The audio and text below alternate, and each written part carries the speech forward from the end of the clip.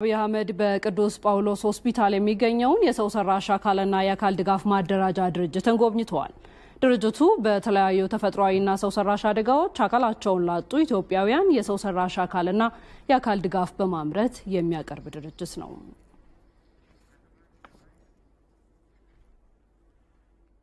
ተመልካቾቻችን በዚህ ጉዳይ ላይ ነው የምንቆየው። የጠቅላይ ሚኒስትር አህመድ ጉብኝትን እየተከታተለ የሚገኘው ወይም ጉብኝቱን ሲከታተል የቆየው ባልደረባችን አስማማው ነው በቀጥታ መስመራችን ላይ ይገኛል። ከርሱ ጋር እንቆያለን። እንዴት ውለሃል አስማማው? እንግዲህ በጉብኝቱ በዋናነት የተጎበኙ ጉዳዮች የተነሱ ሀሳቦችስ ምንድናቸው?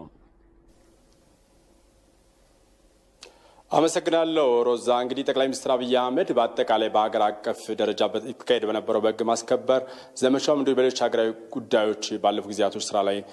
እንደነበሩ ይታወቃል። እንግዲህ ከበርካታ ጊዜያት በኋላ ለመጀመሪያ ጊዜ እዚህ ዛሬ ከቅዱስ ጳውሎስ ሆስፒታል አጠገብ የሚገኘውን የሰው ሰራሽ አካልና የአካል ድጋፍ ማምረቻ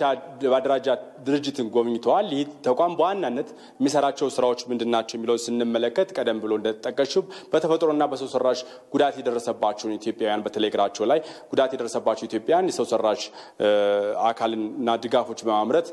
ለነሱ አገልግሎት የሚሰጥ ተቋም ነው ማለት ነው። ረጅም ዓመታትን ያስቆጠረ 60 ዓመታትን ያስቆጠረ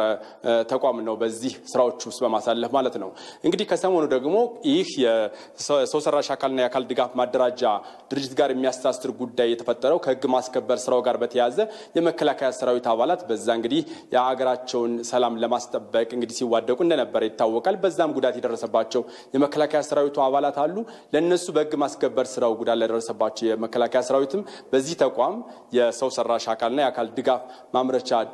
ስራዎች የተሰሩላቸው ነው የሚገኘው። እንግዲህ ከኋላ እንደምንመለከተው በዋናነት የተቋም የሚያመርታቸው ምንድናቸው የሚለው ስንመለከት እንደ ክራንች ያለ እንዲሁም ሰው ሰራሽ እግሮችን ጨምሮ የስትሬቸር ምርቶችን ለነዚህ የአካል ድጋፍ የሚያስፈልጋቸው ኢትዮጵያውያን እየሰራ ነው የሚገኘው። ስለዚህ በመከላከያ ሰራዊቱም በዛ ጉዳት ለደረሰባቸው የመከላከያ ሰራዊትም ይሄንን ድጋፍ እያደረገ ነው የሚገኘው ማለት ነው። እዚሁ እያመረተ እነዚህን የድጋፍ እቃዎችን እየሰራ ነው የሚገኘው። በዚህ ስራ ውስጥ ደግሞ የተለያዩ ኢትዮጵያውያን በበጎ ፍቃድ ተሰማርተው እየሰሩ እንደሆነ መመልከት ችለናል። አንዱ ያናገርናቸው ኢትዮጵያዊ ከእንግሊዝ ሀገር የመጡ በዚህ የሰው ሰራሽ አካልና የአካል ድጋፍ ስራ ውስጥ ረጅም ዓመታት ልምድ ያላቸው ኢትዮጵያዊ ከእንግሊዝ ሀገር በመምጣት በዚህ ተቋም ውስጥ በሕግ ማስከበር ስራው ወቅት አስተዋጽኦ ለነበራቸው ኢትዮጵያውያንና ጉዳት ለደረሰባቸው ኢትዮጵያውያን እንደዚህ የሰው ሰራሽ አካል ድጋፍን የማምረት ስራዎች እየሰሩ እንደሆነ መመልከት ችለናል ማለት ነው። በዚህ ውስጥም ትልቅ ሀገራዊ ኃላፊነታቸው እየተወጡ የሚገኝ ከዛም ባለፈ በበጎ ፍቃድም ትልቅ አሪያ የሚሆን ተግባራትን እያከናወኑ መሆኑን ዛሬ መመልከት ይችላል። ጠቅላይ ሚኒስትር አህመድም በጉብኝታቸው ማየት የቻሉት ነገር ይሄ ነው ማለት ይቻላል። አጠቃላይ የተቋሙን እንቅስቃሴ ከዛም ባለፈ በዚህ በተቋሙ እየተሰሩ ያሉትን ከሕግ ማስከበር ስራው ጋር በተያያዘ ጉዳት ለደረሰባቸው ዜጎች እየተደረጉ ያሉትን ስራዎች በሚመለከት እንግዲህ ጠቅላይ ሚኒስትር አህመድ ተዘዋውረው ጎብኝተዋል። እነሱንም አናግረዋል ማለት እንችላለን። እንግዲህ ከአብረን እናነሳው የምንችለው እንግዲህ እስካሁን ባለው በዚህ ቀደም ብዬ በገለጽኩት በሕግ ማስከበር ስራው ላይ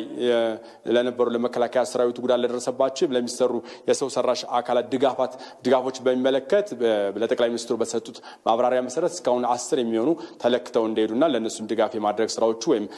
የሰው ሰራሽ አካልን የመስራት ስራዎቹ የተከናወኑ መሆናቸው ተገልጾላቸዋል ማለት ነው። ስለዚህ በአጠቃላይ በሁሉም ረገድ ድጋፎችን የማድረግ ስራዎችን የተቋም እያከናወነ እንደሚገኝ ተገልጿል ማለት ነው። እንግዲህ አንዱ በጠቅላይ ሚኒስትር አህመድ ጉብኝት ወቅት የተገለጸው ሐሳብ ይሄ ነው ማለት ነው። እንግዲህ የተቋም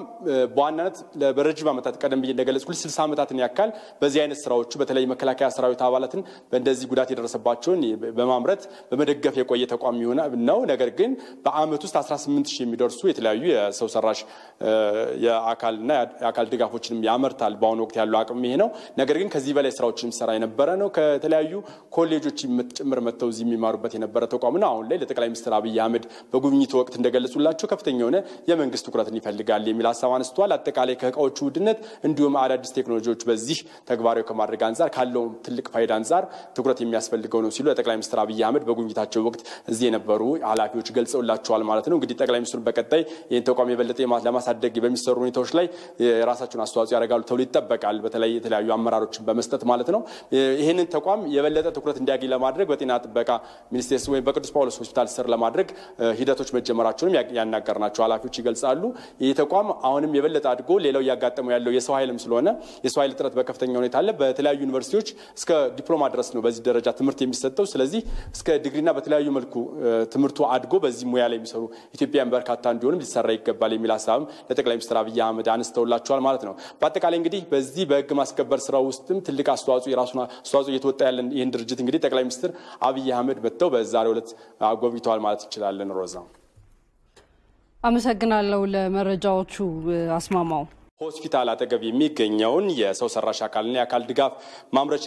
ባደራጃ ድርጅትን ጎብኝተዋል ይህ ተቋም በዋናነት የሚሰራቸው ስራዎች ምንድናቸው የሚለው ስንመለከት ቀደም ብሎ እንደተጠቀሽው በተፈጥሮና በሰው ሰራሽ ጉዳት የደረሰባቸው ኢትዮጵያውያን በተለይግራቸው ላይ ጉዳት የደረሰባቸው ኢትዮጵያውያን የሰው ሰራሽ አካልና ድጋፎች በማምረት ለነሱ አገልግሎት የሚሰጥ ተቋም ነው ማለት ነው ረጅም ዓመታትን ያስቆጠረ 60 ዓመታትን ያስቆጠረ ተቋም ነው በዚህ ስራዎች ውስጥ በማሳለፍ ማለት ነው እንግዲህ ከሰሞኑ ደግሞ ይህ የሰው ሰራሽ አካልና የአካል ድጋፍ ማደራጃ ድርጅት ጋር የሚያስተሳስር ጉዳይ የተፈጠረው ከህግ ማስከበር ስራው ጋር በተያያዘ የመከላከያ ሰራዊት አባላት በዛ እንግዲህ የሀገራቸውን ሰላም ለማስጠበቅ እንግዲህ ሲዋደቁ እንደነበረ ይታወቃል በዛም ጉዳት የደረሰባቸው የመከላከያ ሰራዊቱ አባላት አሉ ለነሱ በህግ ማስከበር ስራው ጉዳት ለደረሰባቸው የመከላከያ ሰራዊትም በዚህ ተቋም የሰው ሰራሽ አካልና የአካል ድጋፍ ማምረቻ ስራዎች የተሰሩላቸው ነው የሚገኘው እንግዲህ ከኋላ እንደምንመለከተው በዋናነት የተቋም የሚያመርታቸው ምንድናቸው የሚለው ስንመለከት እንደ ክራንች አለ እንዲሁም ሰው ሰራሽ እግሮችን ጨምሮ የስትሬቸር ምርቶችን ለነዚህ የአካል ድጋፍ የሚያስፈልጋቸው ኢትዮጵያውያን እየሰራ ነው የሚገኘው ስለዚህ በመከላከያ ሰራዊቱም በዛ ጉዳት ለደረሰባቸው የመከላከያ ሰራዊትም ይሄንን ድጋፍ እያደረገ ነው የሚገኘው ማለት ነው እዚሁ ያመረተ እነዚህን የድጋፍ እቃዎችን እየሰራ ነው የሚገኘው በዚህ ስራ ውስጥ ደግሞ የተለያዩ ኢትዮጵያውያን በበጎ ፍቃድ ተሰማርተው እየሰሩ እንደሆነ መመልከት ይችላል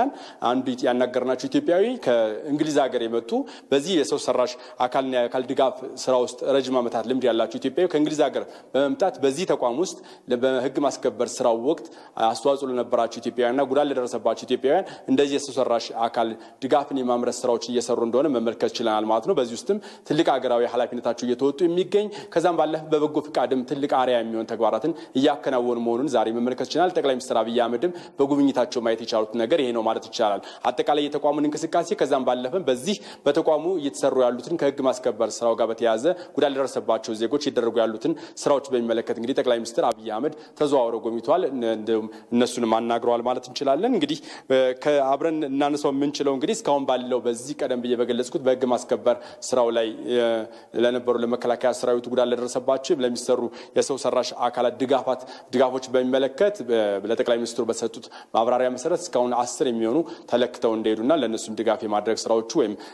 ሰው ሰራሽ አካልን የመስራት ስራዎች የተከናወኑ መሆናቸው ተገልጾላቸዋል ማለት ነው ስለዚህ በአጠቃላይ በሁሉም ረገድ ድጋፎችን የማድረግ ስራዎችን የተቋም ያከናወነ እንደሚገኝ ተገልጿል ማለት ነው እንግዲህ አንዱ በጠቅላይ ሚኒስትር አብይ አህመድ ጉብኝት ወቅት የተገለጸው ሐሳብ ይሄ ነው ማለት ነው እንግዲህ የተቋም በዋናነት ለረጅም ዓመታት ቀደም ብዬ እንደገለጽኩት 60 ዓመታትን ያካል በዚህ አይነት ስራዎቹ በተለይ መከላከያ ሰራዊት አባላትን በእንደዚህ ጉዳት የደረሰባቸውን በማምረት በመደገፍ የቆየ ተቋም ነው ነገር ግን በአመት ውስጥ 18000 የሚደርሱ የተለያዩ የሰው ሰራሽ